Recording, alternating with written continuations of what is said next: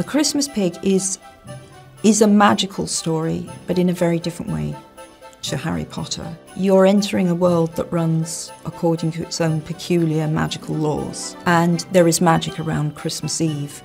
I've always wanted to write a Christmas story, always, but there are so many Christmas stories out there, and I wanted to do something different, and I always felt that unless I had the right idea, I wouldn't write a Christmas story.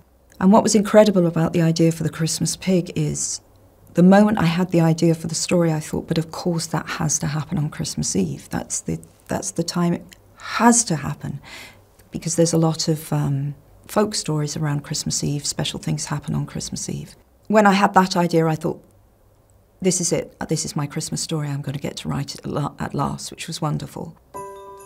Often when I have the idea for a story, even I don't really know how it came.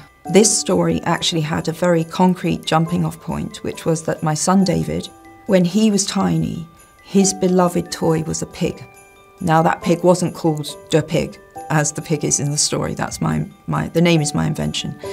So he had this grubby little pink pig, which he still has, but which was always getting lost, just like Jack in the story. He was constantly hiding this pig.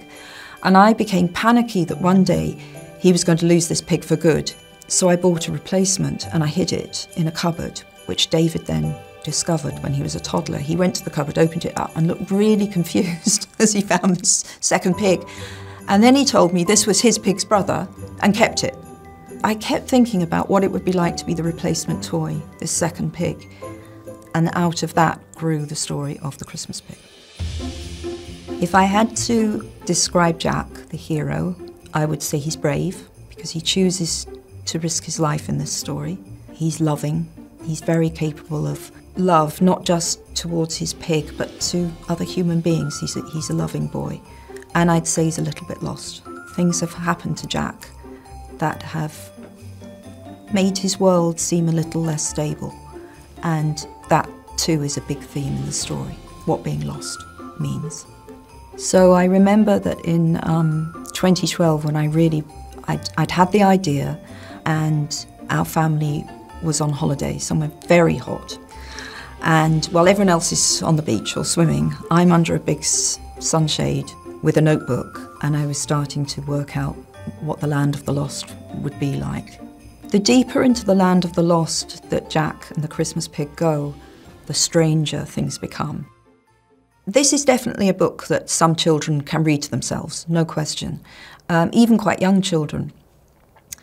At the same time, I've always loved the idea that my books are being read aloud at bedtime. The Christmas Pig does lend itself, I think, particularly well to being read aloud to younger children.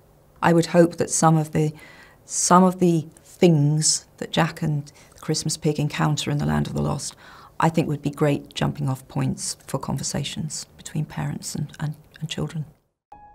I lose things all the time, and it drives me crazy and I hate it about myself. One of the overarching themes in the book is loss. Clearly, we're in the land of the lost. So I'm talking about the things that we treasure, the things that we miss, the things that we throw away without thinking about them. The big lesson, I suppose, of the book, or what I hope people would take from the book, is that loss is part of life, but it can open doors to other amazing, amazing things. So all is not lost when things are lost.